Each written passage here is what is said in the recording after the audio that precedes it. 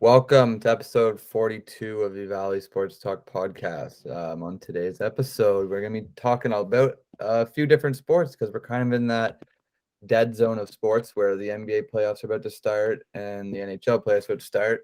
So it'll be a lot of good stuff to talk about in the coming episodes, but this episode's like right in between them. So it's kind of a dead episode. So on the agenda today, we're going to talk about the Masters, which just ended. We are all golf pros, so we decided why not talk about the Masters. We're actually going to be talking a bit about the MLB as well, just a bit about the Jays and how they look to start the season. Then we are actually going to talk a bit about basketball because the 7 versus 8 was last night, the day we're recording this, and then the 10-9 matchups are tonight. And then we're going to talk a bit about hockey, and we're going to talk about the wild card and our Stanley Cup favorites as of right now. And then to end it off, we'll do a top 5 segment of our top 5 favorite sports teams from any sport of all time. So it should be interesting to see where that goes. But to get that started, Scottie Scheffler won the Masters with 10 under, I believe. 10 under? Yeah. 10 under. You won by 3 or 4 shots? 1 by 3. 3 shots. It was a pretty weird Masters. Not a lot of the good players didn't really play that well. What were your guys' thoughts on it? Maxi?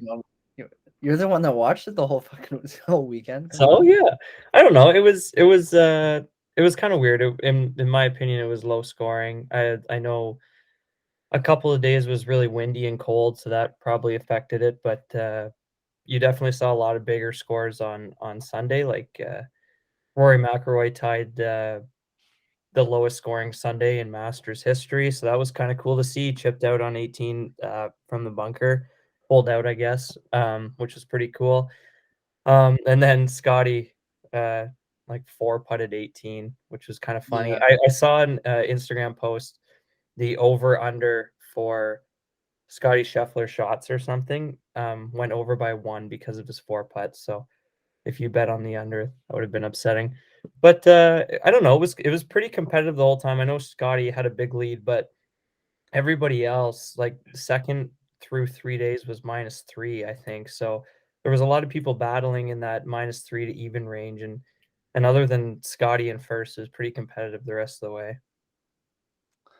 Yeah, so I got to watch quite a bit of it. I didn't see all of it like Brandon did, but the other thing I think that we're all going to be talking about moving on is the Tiger Woods aspect. I mean, that was awesome to see. For me, yeah, I was interested in who was going to win. I actually didn't have any faith in McIlroy, even though, I mean, he had a great last day. But I think it seemed like what's his Scheffler? Sorry, Scott. Yeah, Yeah, Scottie Scheffler. I mean, seemed like he kind of was running away with it for a while. So that was kind of part of the.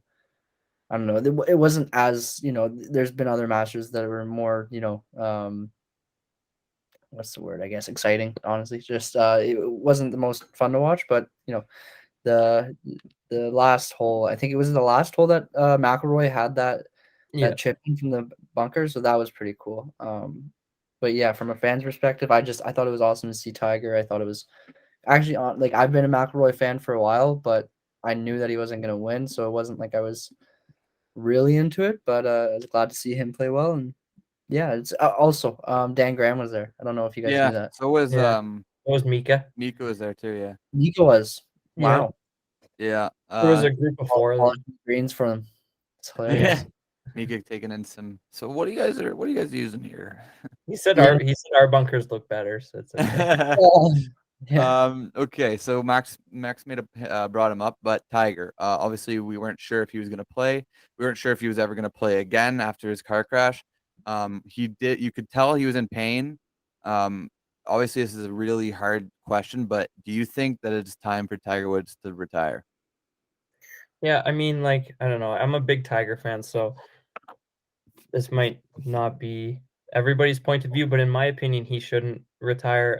Obviously, you could tell on Saturday and Sunday he was very sore. He was walking with a club, and he didn't look very good. But through the first 2 days, he said he was feeling fine, and obviously it showed. He made the cut on the Masters, which is no easy thing to do. You still have to play good to make the cut. And he made it pretty convincingly. I think he was +1 through 2 days, so he's basically playing even golf, which for this tournament was pretty good.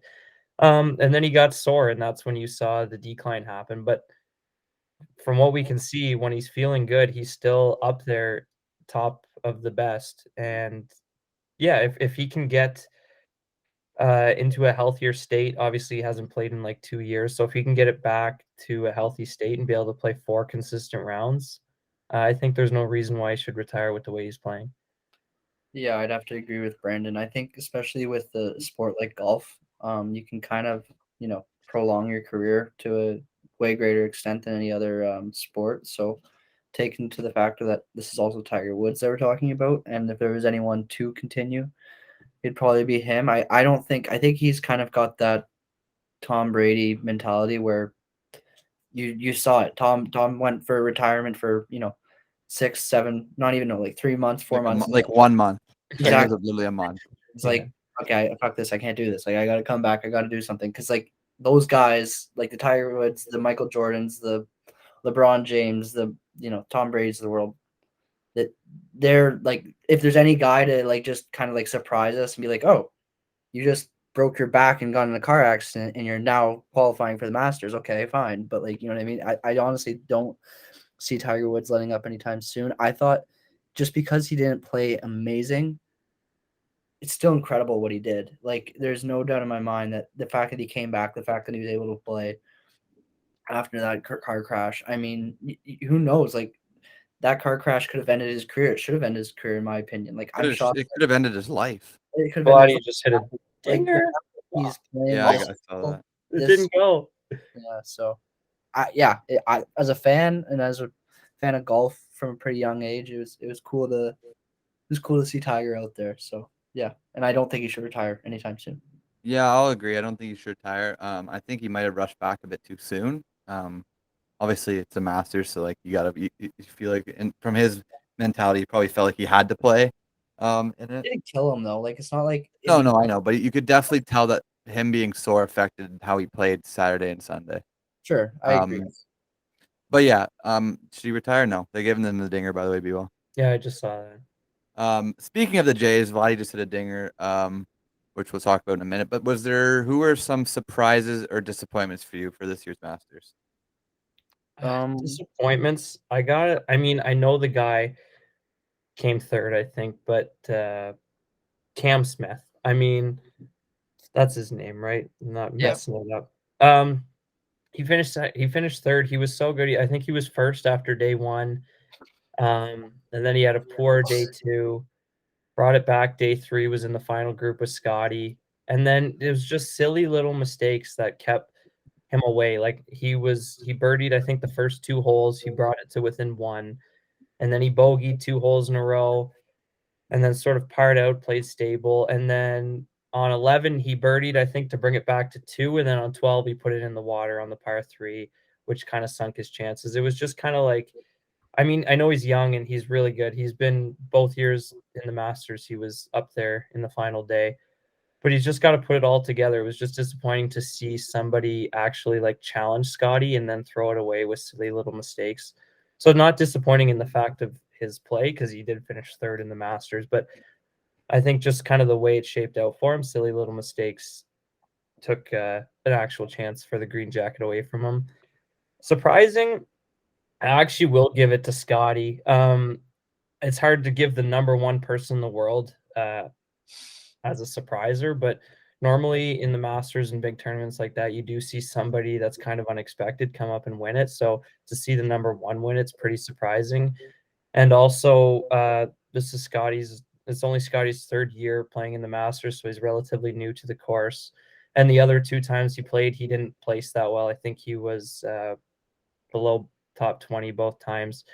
So to see him come out this year in only his third year and actually rank number one, to have a lot of pressure on him to come out and win, it's pretty impressive. If I'm gonna say disappointing, there's sort of 2 guys that come to my mind. I told Brandon them earlier, but it's gonna be Jordan Spieth and Bryson DeChambeau. They're 2 top golfers in the world, and they both don't make the cut. DeChambeau's never played well at the Augusta, and I'm not the biggest fan of him in the first place. So like, it didn't really like. Not many people are. No, it didn't really kill me to see him not make the cut. Like, I wasn't like, oh great, but just the fact that he's a great golfer. He should be making the cut in every tournament he's in. Just kind of disappointing. And Jordan Spieth, this is the first time ever that he has not made the cut at the Masters tournament. Me and Brandon were talking on the Thursday. He's one of those guys that is always in the mix, always makes a cut, and then he goes and doesn't make the cut. Honestly, if you want to say me and Brandon jinxed him, you can go ahead and say that. But he's just sort of that guy that always is in the mix, and he did make the cut. And he's a former Masters winner, so he's played at this course before, and there's just no really excuse for him to not make it. I didn't actually have any surprising, just because I felt like the whole weekend was sort of disappointing, just because there wasn't very many players playing the greatest golf. Yeah, I agree. Another big name that was a cut was Kepka. That was Oh yeah, huge. Brooks, he didn't make it either. Yeah, They didn't show him very much on TV though, so I didn't see much of him. no, I don't think he was bad from the start. I think, but yeah, I had the same impression of Bryson DeChambeau and Spieth. Both those guys were a letdown, but Kepka as well. I was like I said, I'm a McIlroy fan. I've been like I've always kind of like rooted on McIlroy since kind of I don't know, I was like 15 years old when I was really into golf. So it was cool to see him get up there in the leaderboard and have that last shot. And most of the time, he actually does the opposite. He performs really well, really, really hot, and then lets go at the end. So it's kind of I mean, like I said, it would have been nice to see him fully, actually capture a green jacket. But no, I thought he was fun to watch. And then, yeah, Kepka, I thought he would dominate. I thought either him or DeChambeau, one of them had to be in the top 10 for sure. I would have thought, but Neither nothing made else. the cut. Yeah. So Yeah, and I mean, like we were saying, so many top golfers. Like another guy, like I know John Rahm was paired up with Tiger in the final round, and they were both in double digits. yeah, Like they were both like plus John 10. Rahm's a former #1 too. John Rahm was #1 like a month ago. I think Justin Rose. I don't know where he was, but he got He cut. didn't make the cut They didn't make the cut either. So there's a after couple big being in the lead But the last thing year. is Couple about big names. is they can go up and down like significantly. Like Definitely. I don't think Garcia did that well. Louis didn't even make it past day one. Louis No, but backed out. Louis withdrew. he was injured, back injury. Yeah, he was hurt. Yeah. But yeah. Moving out of golf. We just sort of threw golf in there because we all enjoy golf in the summer. But Max, I don't know how much you've been watching baseball or if you have it all. But Sure. the Jays, they're currently on. Me and Brandon both have them in a corner here watching them while we record. The Jays so far are 3-2. 3-2. So what makes them so electric? I think. Go ahead, Max. I was just chiming and saying they're Canadian as a joke.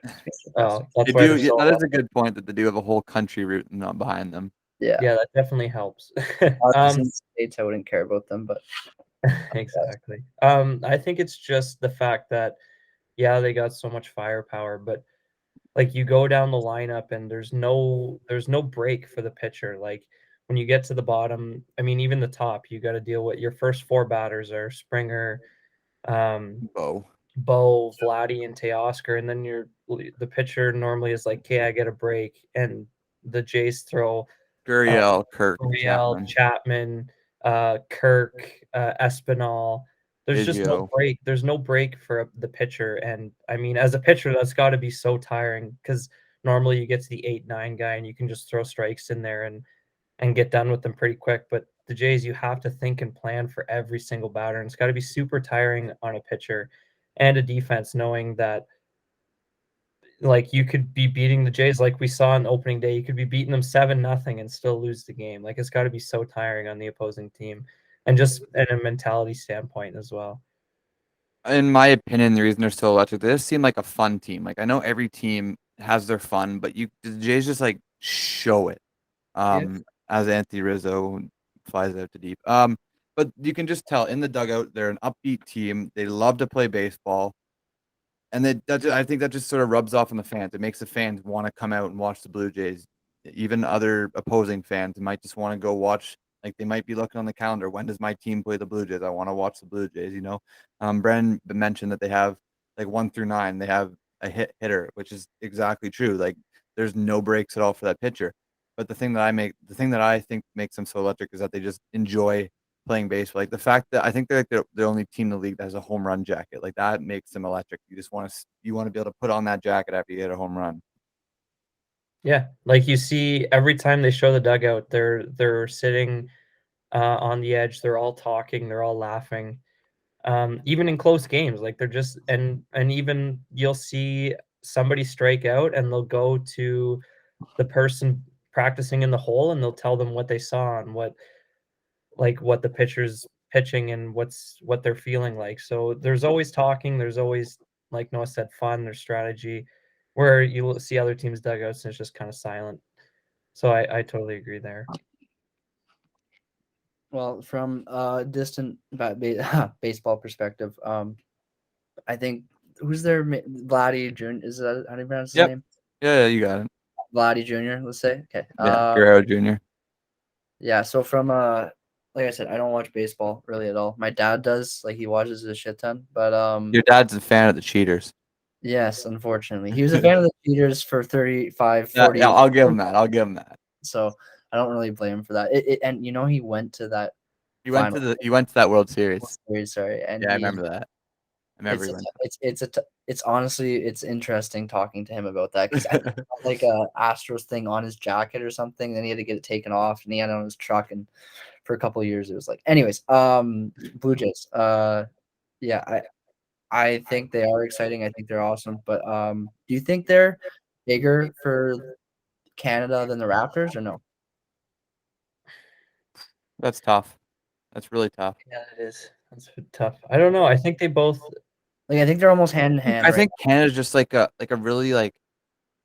It's a mix. It's a real mix. Like we're not a baseball. I wouldn't say Canada's a baseball country, but I wouldn't say we're a I wouldn't say we're a basketball country either. I think it's just Canada. I think they're just us fans are just like passionate about our teams, right? Like especially yeah, for the Blue Jays and Raptors because they're the only team in Canada. yeah. So like it's different hockey where there's like 7 Canadian teams, but I don't even cheer for a Canadian team where all for the Raptors. I know you're more of a LeBron fan, but me and Brandon like are fans of the Raptors and the Blue Jays because they're the only team in Canada. No, We got nobody else 100%. to root I for, understand. right?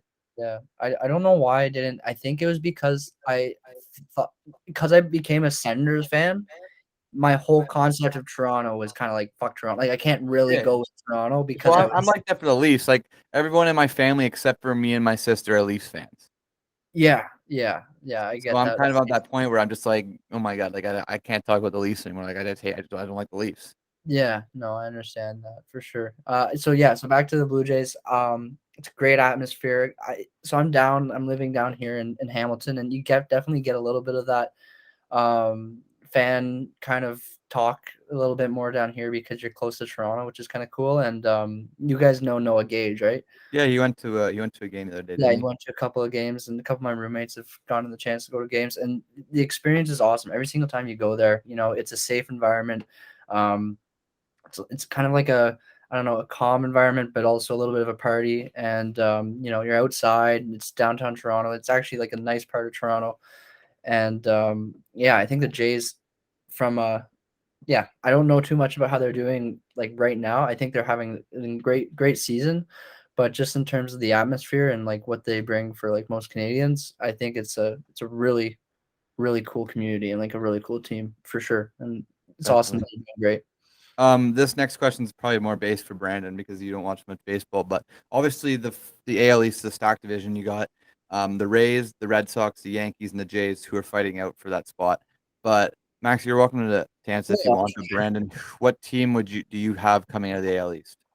Yeah, it's obviously sounds a little weird because I'm a Blue Jays fan, but I got to give it to one of the teams in blue in this AL East. I think it's either the Blue Jays or the Tampa Bay Rays. Yeah. Both these teams, the one thing they have over the Red Sox, say, or the Yankees is they got depth. They got multiple pieces you can put in there. Like you got Christian Kirk, backup catcher. Obviously, you got people like Tapia.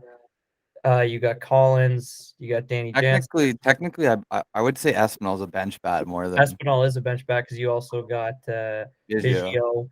So there's the depth there, and I feel like every time the Yankees play, it's sort of the same lineup they're pushing out there every night.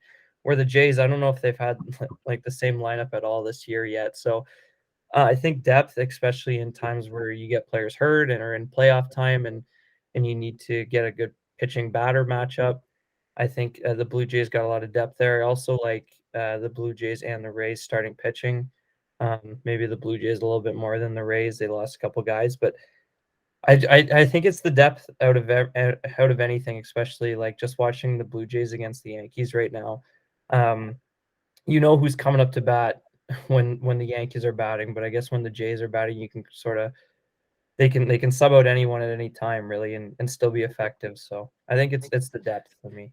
So for me, the two teams it's down to are the two teams that I'm watching right now. It's down to the Yankees or Blue Jays. I'm honestly not sure how the Rays do it. They only have one big name in that lineup, and it's Wander Franco. Other than that, they are literally just matchup city. Like some guys only play against righties, other players only play against lefties. Like it's weird how they have success, but obviously it's working because they've won the AL East the last 2 years. Um, but in my opinion, it comes down to pitching. Both the Yankees and Jays have big firepower lineups, obviously, to get runs. Like they're teams that I could easily see getting 8, 9 runs a game, which the Jays have shown that in their first 3 games against the Rangers. Rangers. But in my opinion, it comes down to pitching, like I said, and this better starting rotation is obviously the Jays. The Jays 1 through 5, except for Kikuchi, who had a rough starting last night. The Jays 1 through 5 have a better 1 through 5 than the Yankees based on depth. You got Garrett Cole, and that's really about the only star on that Yankees pitching staff. Where the Jays have, you could say, 4 top 25 pitchers, maybe reuse a bit on the outside. But I think I'd be pretty confident saying Barrios, Gosman, and Manoah are all top 25 pitchers in the league right now. So for me, it comes down to pitching, and I'm giving it to the Blue Jays. Max, you got any comments? You got any predictions? On this one, I thought we were gonna let me slide by, Pick but the Orioles. Pick the Orioles. Pick the one team that probably won't win more than 60 games. I'm gonna have to go. If I had any opinion, and I was being honest, I feel like the Yankees seem to be the strongest team out of the group. I don't know 100%, but it's just my guts saying. Yankees are always good. Yeah, and I think recently they just beat the Jays recently, right? They beat them yesterday. Yeah, yesterday 4-0. So from my zero knowledge of baseball, I'm going with the New York Yankees. One more Jays question, then we'll sort of get this out of this, Max, and you can talk about your strong suit. One player to break out this season, one or two. Who are you guys picking? One guy is who I think is going to give more production. Is the guy who's up to bat right now, Lourdes Gurriel Jr. The second half of the season, he had better stats than Vladdy even. I think if he doesn't, obviously we're not expecting him to do that because that's MVP caliber, but if he can average it out from his first half to his second half, he doesn't have to be great like the second half, but just better than he was the first half, sort of meet in the middle. He could be a big production in the 5 spot, especially if you're in a close game scenario and you walk Teoscar or walk Vladdy or something like that, and then Gurriel can come up. And then the next guy is somebody who I think could easily play himself into a full-time third base role or second base. Sorry, they got Chapman. Is Santiago Espinal. Last year he only had limited games. I think he played 60-some games, but he was batting 300. And for a guy who doesn't come in that often, that's got to be really hard to do. And even this year, just last 2 nights ago, he went 3 for 3 with a walk, I think, as well. So if he can keep it going and bat around that 300, he's kind of a guy that it's making a manager's decision hard. He's giving himself a reason to be in there and making it hard for the manager to take him out. My one guy is actually on the IL right now. It's actually Danny Jansen. The first 2 games of the series, he hit a home run in each. And Danny Jansen's always been known as a defensive first catcher. I think if you can hit around 250, maybe 20 bombs, I think that's perfect. That's all you need out of your starting catcher. Kirk DHs most of the time whenever Danny's in the lineup. And another guy who I want to break out, I don't think he will, but I want to, is Biggio. You know, he was a big name when he got called up. Obviously, his dad's a Hall of Famer, so he's a lot to live up to. But I just thought that he's got such a good eye. He just sort of needs to turn that around and turn into some hitting. So my two players are Danny Jansen and Biggio. I don't know, Max, if you have any names on top of your head. So I just did some research quickly. Spencer Strider seems like he's been a breakout player this year. He's in the minors, so hopefully he does have a breakout in the minors though. Are you sure? Yeah. Where's my watch? I don't know. No clue where my watch is. I feel like Spencer Strider says they say he's He hasn't played MLB yet. You might be looking at spring training. Okay. How Strider went from TJ surgery in 19 to Braves bullpen in 21. That's the guy on the Braves, Max. That's what I'm talking about. Oh, you were just talking about in general? Wait, what do you mean? We were I'm talking about Jays players that we think will break out. Oh shit. Sorry. Okay, so then no, I don't have any player. I was No talking about worries, in no worries. general. I was just looking up breakout players for the MLB, and I was just saying that Spencer Strider seems to be a name that just like he just blew up all of a sudden. I don't know if you guys know that name. You guys know what I'm talking I've about? heard of it. He's the pitcher, I think. He's the pitcher for them. He's a bullpen arm for the Braves. Yeah, and totally off topic, but it just seems like he's having a breakout year, which has nothing Well, to you do know with what? When he turns into one of the best relievers, we'll come back to you I and probably won't. I not no. you called it. Are you guys You playing? called You guys are playing baseball this summer, right? Do you guys play in Deep River? You guys play in Petawawa or It's in Pat. Simpat? No. Yeah. If you ever need a player, just let me know. Try. Moving on out of baseball, we'll talk about Max's strong suit, which is basketball. Obviously, like I said in the intro last night, was a 7th or 8th seed. The Cavs lost to the Nets, and the T Wolves beat beat the Clippers in a good game. Were any of you two guys shocked about these games? I can't say I was shocked just because in the last episode, those are the two teams I picked to win. So I can't. The one thing I will say I'm shocked about is, I mean, we'll get into it more when we actually talk about the games, but I have it written down in a sticky note here because I was watching it. It was ridiculous. So Cat fouled out. And when Cat fouled out, the Timberwolves were down 9. So I was like, oh, okay, well, this game's over. They're down 9 without Cat. Without Cat, Minnesota went on a 26-11 run to win the game.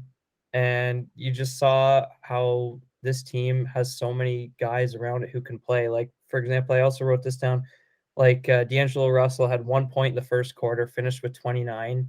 Ant also finished with 29. And it just shows that, like, this team, they fight and they don't give up. Like, to lose your best player down 9 with 7 minutes to go in the fourth, that's got to be so hard. And to go on a 26-11 run, that's kind of surprising, personally. For me, I was shocked that the Timberwolves beat the Clippers. I might have had the Timberwolves picking. Me and you both had the Clippers. Oh, really? Okay. So Yeah. yeah, I didn't. I thought the Clippers would pull it out, but honestly, the highlight of that whole thing was just Pat Beverly. Yeah, It I was was gonna say amazing. that. I was gonna bring him up. Like, oh my God, what a troll, what an idiot! But at the same time, pretty impressive. You can have that little circus going on in your head and like being all crazy, and then also be a really impactful player and make some pretty good plays at the end, which is kind of cool to see. At 5'11", I think 6 feet, like he's a tiny ass dude. Yeah, he's not that big. No, so He grabbed a lot of boards. Let me check yeah, real quick. it doesn't make sense.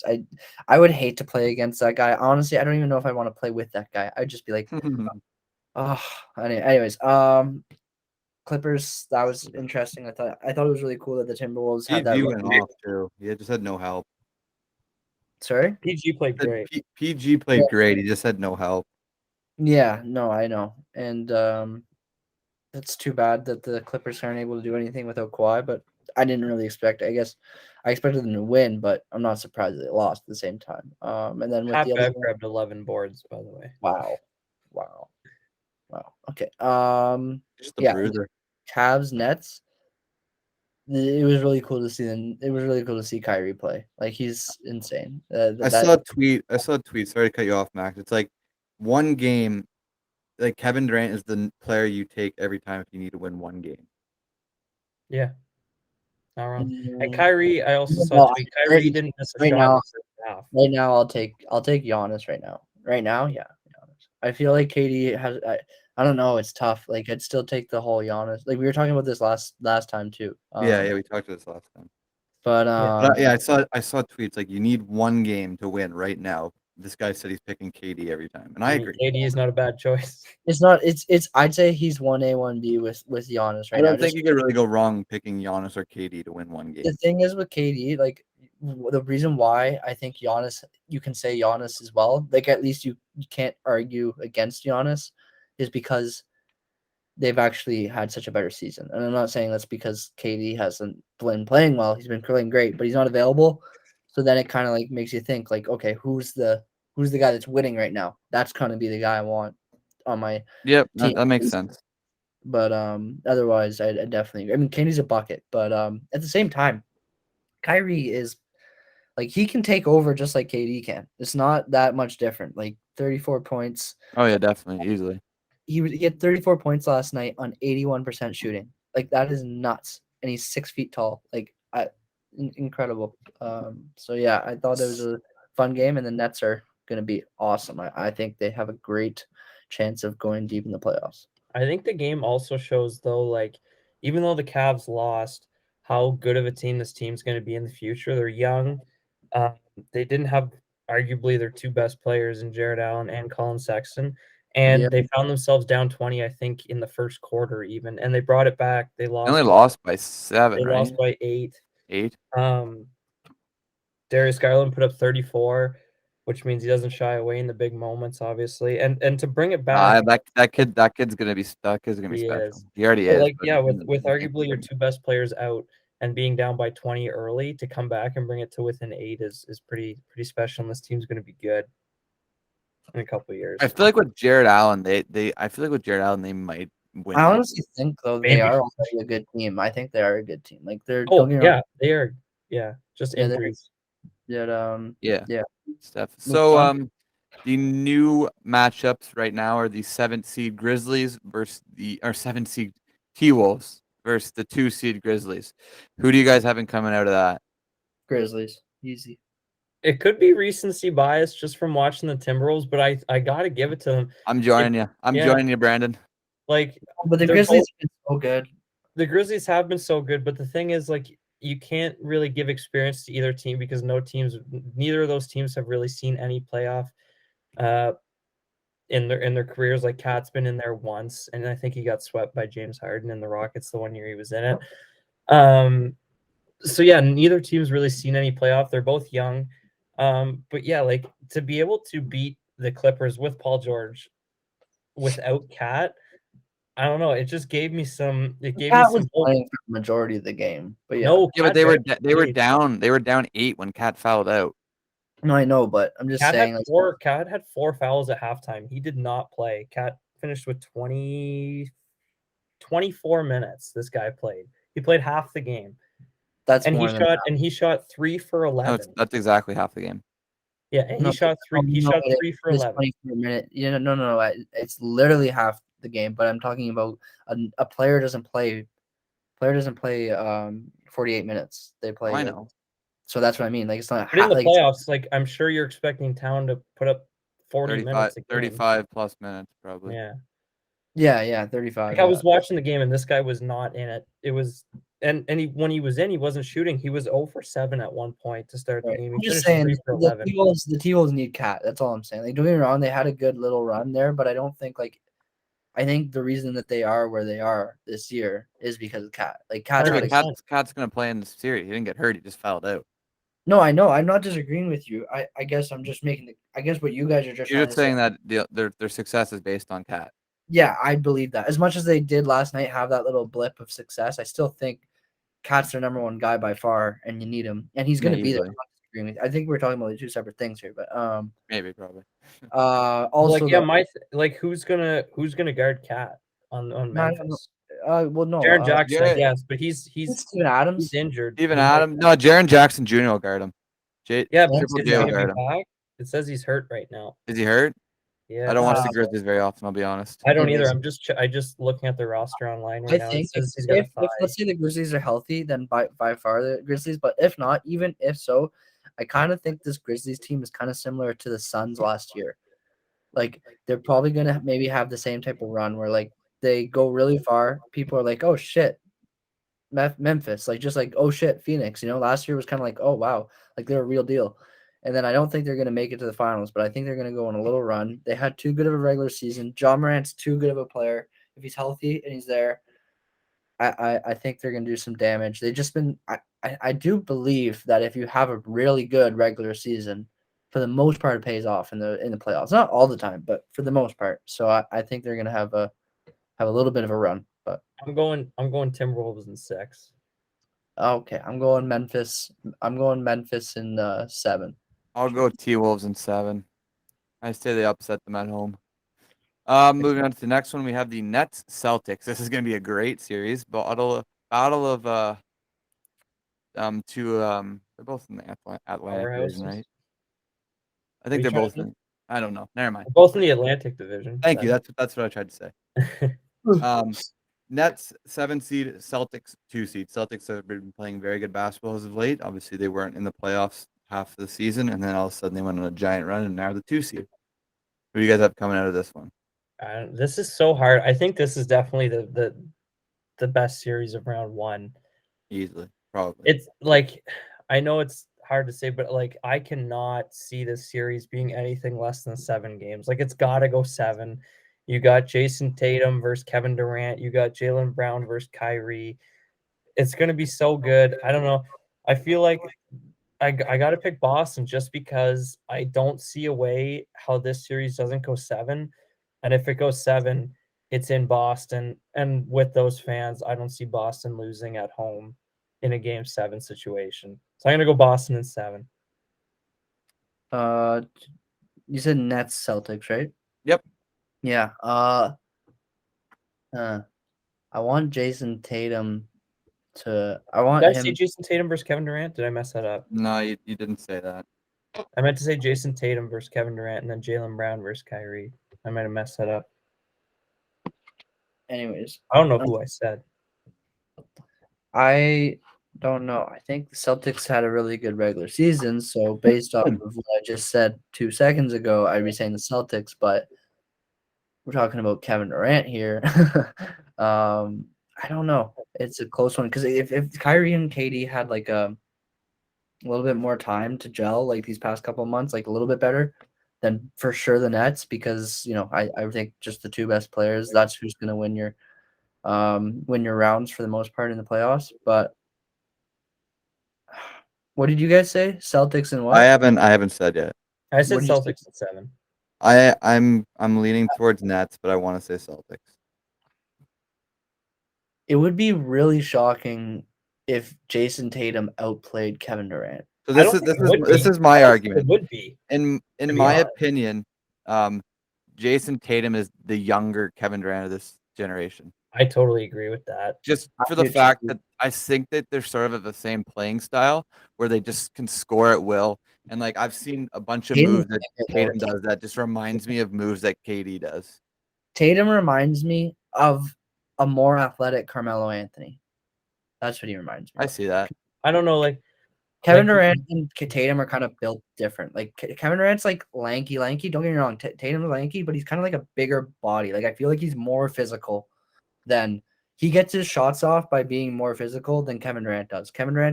They're similar, but like it's like Kobe in a 6'10" body. That's what it is. It's Kobe in a 6'10" body. And there's a buddy of mine and my roommate. He lives upstairs. He's upstairs. He hates Jason Tatum, but like he would admit that it's kind of like that Kobe type of comparison. I don't like Jason Tatum either. He plays so well against the Raptors every time. And he doesn't. I don't like that he had very little assists in his game. I think he could move that up a little bit. But anyways, I'm going Celtics. No, Nets in 6. Because if they're gonna win, they're gonna win. They're gonna win the right way. So yeah, Nets in 6. I do agree with you where if the Nets win, it's got to be in 6. I just don't see the Nets winning in Boston in 7. Yeah, my prediction's gonna be Nets in 6. Yeah, like if this game goes 7, I think Boston's winning it. If it's anything under 7, I think it's. I feel like I'm gonna go to the fact that KD and Kyrie are just gonna take over.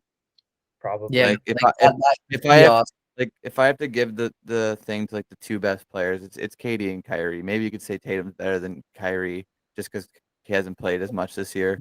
Playoff Kyrie could be a different animal. You know what I mean? Yeah, no, Be I'm a definitely different. just gonna give it to the Celtics or the Nets just because I think the fact that KD and Kyrie are gonna take In a it. series like this too, like you can even say the most important player in this series is Marcus Smart. Like if he He's can, gonna be guarding. He'll be guarding Kyrie. he's guarding Kyrie, and if obviously you ain't stopping Kyrie, but if you can limit Kyrie, then Yeah, helps for you got sure. a But if decent you, chance.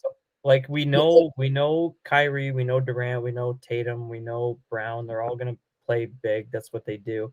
So I think Marcus Smart's honestly the most important player in this series to I'd say decide the outcome. I'd say he's one, but then Kevin Durant's a close second. Because if KD just decides, okay, fuck this, I'm gonna be insane for just 4 games straight, that's a wrap. You know what I mean? Like KD has that. There's another level that he can reach that no one else there, in my opinion, can reach. Yeah, I agree. That's why I'm giving it to the Nets, Yeah, just because I feel and like if he's gonna take he over. does that, then it's a done deal. But I think we're all kind of on the same boat, honestly, about this series. It'll be fun to It's watch. gonna be a good series. It might actually be a series that I watch. Yeah, 100% same here. might tune into one or Might two. tune into a couple games. Moving out of basketball, we'll get into our last segment before we do our top 5 segment. We'll talk about hockey. So the hockey season is about most teams have about 8 to 10 games left. The East is basically set. Not seeding wise, the teams that are gonna make it. Vladdy's back by the way, Bevo, if you didn't see I this. see that. I'm so Um, happy right now. I am too. The teams are basically set. It's just where they are. For the West, though, the wild card is between about 6 teams, I believe, Brandon. Yeah. There's about 6 teams fighting for 2 spots. Who do you guys think will make the 2 West spots of the wild card? Damn. That's tough.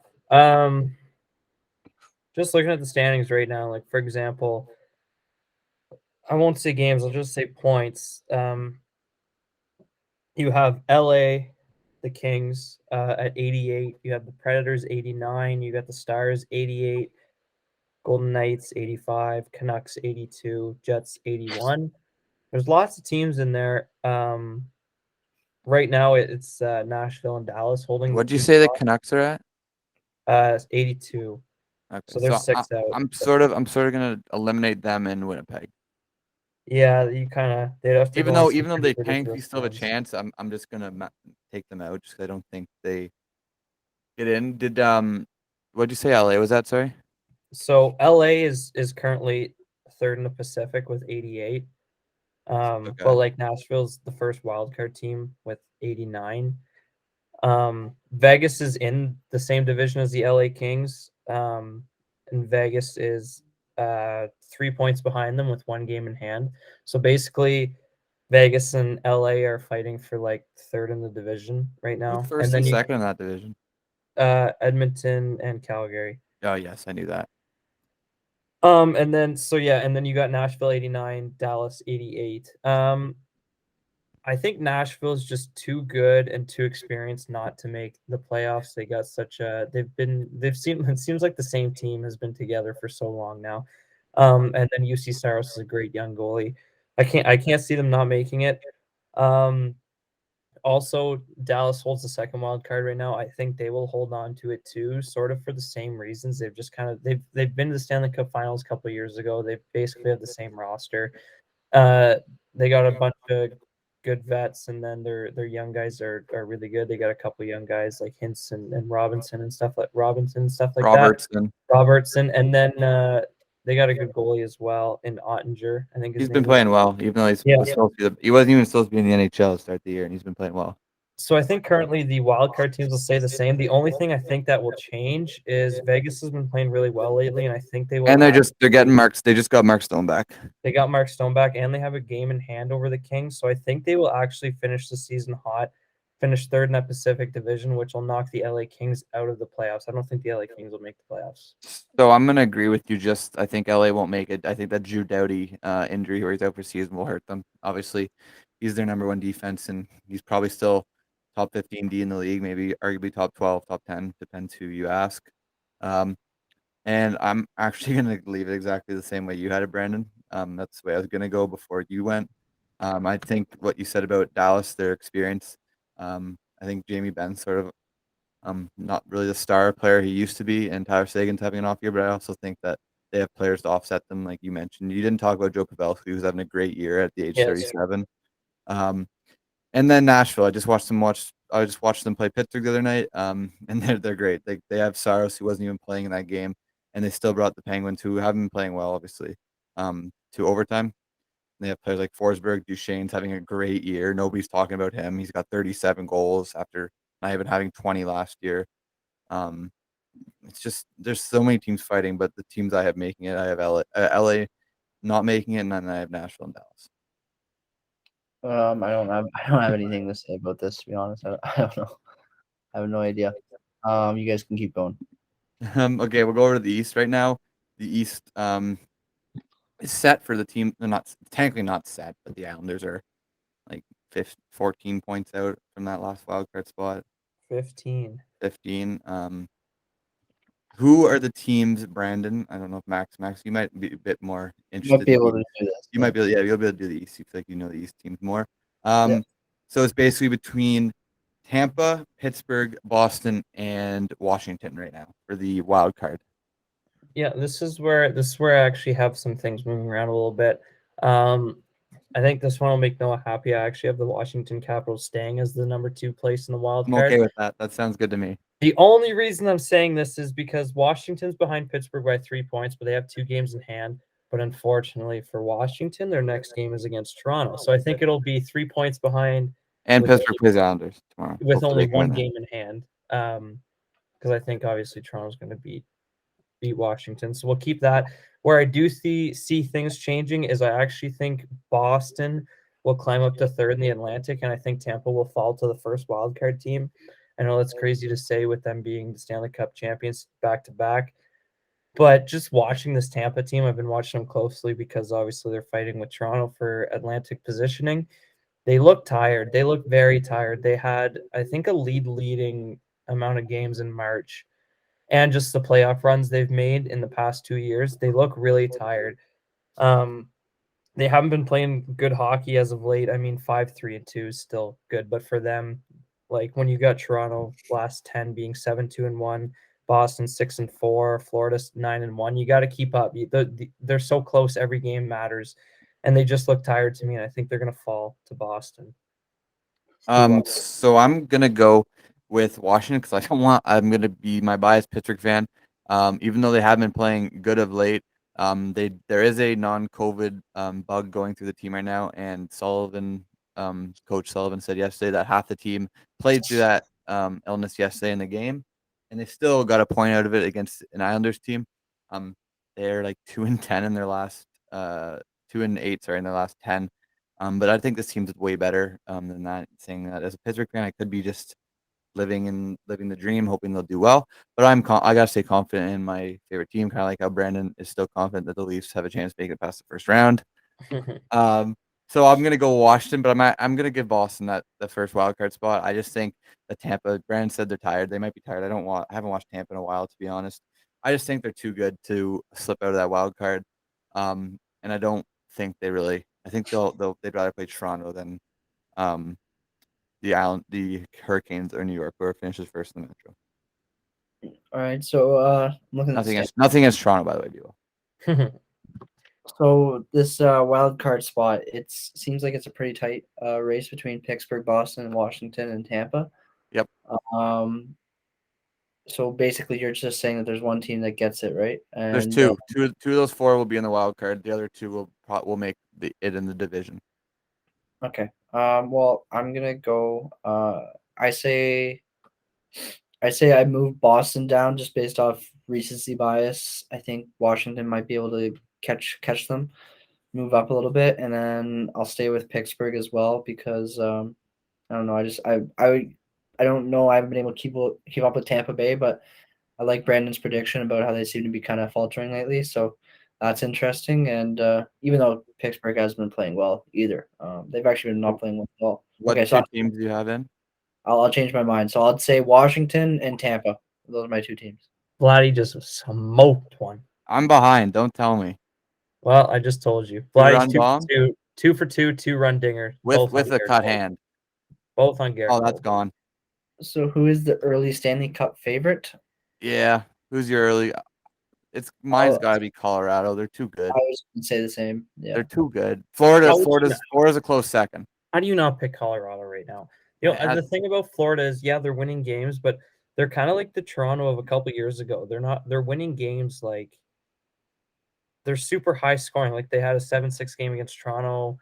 Like if you look at a 3-game span, like a week ago, they won 7-6 against the Devils, 5-3 against the Sabres, and 7-6 against the They Leafs. got a better differential though in Colorado. and they were down 5-1 to the Leafs in that game. And They they have- were also down they still- 5-1 to the Devils and came They back. But still have a they- better differential though. Oh, Than 100%. But like the Leafs a couple years ago, they were winning games like that too. It just doesn't work in the playoffs. That defense for Florida kind of scares me. Like That's- obviously that offense can keep up with anybody, but when it comes to playoff time, defense matters, as the Leafs have learned. Yeah. And I think Florida's going to learn. So it's got to be Colorado. It's got to be, but mine's obviously between Colorado and Florida, the two top teams. I feel like a top team never wins the Stanley Cup. They you know don't. what I But I mean? think it's Colorado's year. It's got to be. It's got to be. Yeah. All right. So now that we talked about favorites, do you guys have any sleeper picks? Calgary. That's a good sleeper. I like that one. I Who? do like that one. He picked Calgary. My hometown. Yeah. It's my second favorite team, so I gotta go with those. The way they've been playing, I wouldn't be shocked to see that happen. I would love to see it. If My Canada, sleeper pick's gonna be Minnesota. Damn it. Now we're going to pick somebody else. You're gonna be Minnesota too? I was going to say Minnesota. I think the Fleury acquisition puts them over the top. I think they're already like a sleeper team in the first place, but I think the Fleury acquisition. There, I got it. Damn. Should have went before me. They should have. You guys both went west. I'm trying to look at east, but I feel like There's no really sleepers. I feel like any of those teams could do it. Like people aren't talking about the West because as much, you know. exactly. You want to pick Edmonton. No, I really don't. They're I not a don't either. sleeper. They're not a sleeper. I would like to give some love to Nashville. I think they could. I mean, it's looking like I if mean, make they were playoffs, in the they'll Stanley take Cup Calgary. final in 2017. So Exactly. But and you know, they were a wild card team when they made it. what I will say will kill me because one, they could be playing the Leafs first round, and also they've knocked them out the last couple of years. But Boston. watch out for Boston. We always count them out, and they're born for the playoffs. This roster has been similar for a very long time. They always play well in the playoffs. Every team, they always they're never a top team in the conf. I mean, I guess last year they kind of were, but they just seem to be untalked about. And then playoffs time come around, and they played the game the way it's played in the playoffs. Like that's kind of their game. Boston's So- MO. Yeah, I feel you. Don't count Boston out, unfortunately. Max, you got any sleeper teams? You pick Calgary. Oh yeah, Nice. Greg. My bad. That's completely my bad. Correct. Moving on to our last little bit, we have our fun segment. It's our top 5 sports teams from any sport of all time. My first 4 are easy, but then 5th was sort of hard. But then I actually thought about it, and it wasn't actually that hard. Anybody Is want it- to go first? It has to be like specific years, right? No. No, I just didn't. I just did in general. Okay. Yeah. I'll go first, I guess. So I actually have a tie for my 5th. It's 2 Ottawa teams. It is the Ottawa Red Blacks and the Ottawa 67s. My favorite CFL team, my favorite OHL team, just based off my gramps having lived in Ottawa most of his life. So I've always sort of went to those games with him. That's mainly my reason up there. They're my only Ottawa team on my list. Number 4, I have the Toronto Raptors. I based 1 through 4 based on which ones I'm sort of like tuning into the most, and unfortunately the 4th team that I tune into the most is the Raptors. Number 3, I have the Toronto Blue Jays, who I'm currently watching as we speak. I feel like I'll tune into a Blue Jays game more often than I would into a Raptors game. Number 2, I have the Atlanta Falcons, my favorite NFL team, which is unfortunate to say because their organization's sort of a dumpster fire based off the 28-3 and what the heck they're doing right now. But I am very passionate about football, as we all played it in high school, so I feel like I watch that a lot. And number 1, I have Pittsburgh Penguins because hockey's been my favorite sport my whole life, and I feel like it's the most passionate. That's the one sort of sport that I'll swear at the TV a lot. My mom and Derek and my dad have heard that many times, so they could back that up. Yeah, our lists aren't all the same teams, but pretty similar reasons. Noah was talking about the OHL, and that's what made me think of my number 5, the Windsor Spitfires. I was born in Windsor. All the one side of my family was born in Windsor, so they're big Windsor Spitfires fans. I've gone and watched 2 of their games in my lifetime, and they're doing really well this year, so that helps. My number 4, Bandwagon. bandwagon. I have a, I have a, I have a sweater of them. It's okay. Um, my number 4 is the Raptors. Number 3 is Blue Jays. Just the same reasons Noah said. If they're both playing, I'm probably more likely to turn on a Jays game over a Raptors game. Um, Number 2 is the Packers. Same sort of conversation, like I said with Noah. The team's kind of a dumpster fire right now, but we'll see what happens. And the number 1's Leafs. It's the one sport I grew up watching before I got into the rest of them. When I was young and only had a bedtime, and I could only watch one sport. The Leafs were the team I was watching. So my number 1 team's Toronto, the Maple Leafs. Okay. Just a sec here. I'm just finalizing my list as we speak. There. Okay. So at number 5, I have. I'm not even really a fan of them, but like it's more sentimental, I guess. The Buffalo Bills. I went to a couple of games with my dad. Had some really good experiences in Buffalo watching them play. And I'm not a Josh Allen fan, but I do like the atmosphere. I love Buffalo. It's a really cool place to go and watch a game. So they've always kind of been a part of my childhood and my sports fandom, I guess you could say. And then to number 4, I have the Toronto Blue Jays. Of course, I don't know too much about them, but just in terms of my childhood, it's the same type of thing. I went to a couple games, got to really get into that atmosphere, and it definitely was something that I'll never forget. Jays are a really cool organization, and as a Canadian fan, I guess a sports fan in general, it's kind of hard not to put them on your list. So they are at number 4, and then at number 3, going back to Buffalo, I'm going with the Sabres. This is an interesting pick just because the Sabres are shit, and who wants to be a fan of the Buffalo Sabres? But that's also I just got from my dad. Big Sabres fan his whole life, and it kind of turned into my thing whenever we go to Sens games because they'll be on my list at some point. But it was always Sens Buffalo games, and it was nice because no one wanted to go and see Sens Buffalo games. So we I did all the. mean, is it you that has the Gergensen jersey, or am I thinking of? I have the Gerson. Yeah, that's a greasy jersey. I love Jack Eichel when he was actually good there. That was all, like for a couple of years. I saw him in person. He was such an amazing player for a couple of years. But that's my number 3. And at number wait, no, was that number 3 or number 4? That was 3. That was 3. At number 2, I have my beloved Seattle Seahawks. I thought they'd be your number 1, not gonna lie. No, I couldn't. So Oh, the Lakers were gonna be 1. No, God, no. I was gonna just do that. It had to be real reasons. No, Seattle Seahawks number 2. I was a big Russell Wilson fan. I still am, but now that he's on the Seahawks, it's a little bit of a different mentality. I love their defense. I got into them whenever I was in grade 6, grade 7, and I got called out big time for being a bandwagon. Rightfully so, I was. But they're a fun team to watch. I like Seattle. I love the stadium. It's a really cool team. And Richard Sherman was definitely iconic for a couple of years. And Marshawn Lynch, I mean, probably the most characterable player in the NFL. One of the most funny guys off the field. So they're my number 2 and 12th man. That's a cool part of it as well. And then number 1. Already mentioned them, but the Ottawa Senators. That was my first team that I really got to pick. I remember moved to Ontario from Alberta, 6 or 7 years old. My dad said, you got to pick a team between these 3, and it was Montreal, Toronto, and Ottawa. And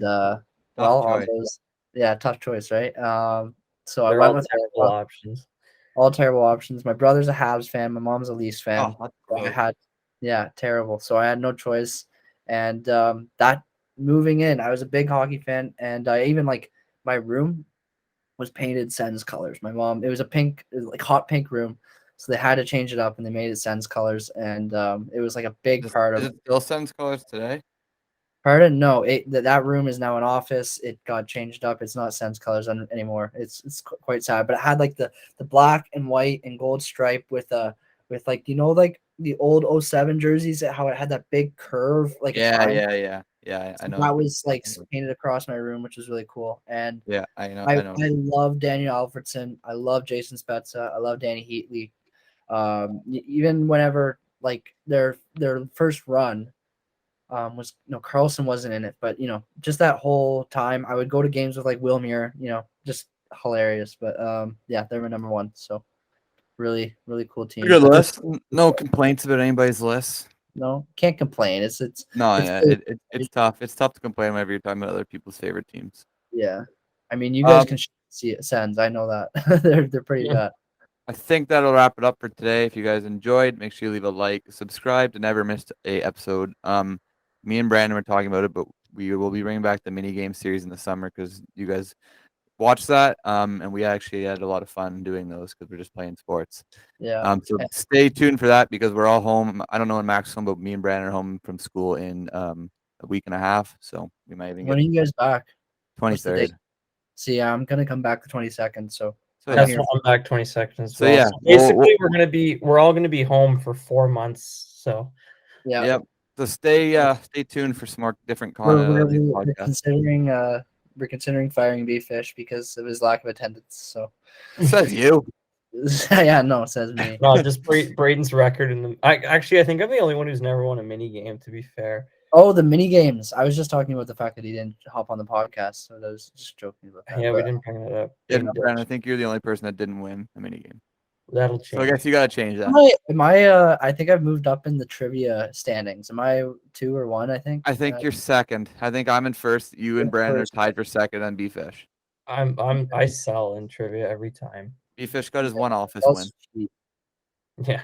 But yeah, we'll wrap it up there. If you guys enjoyed, make sure you leave a like and we'll see you next time. See you guys. Yeah.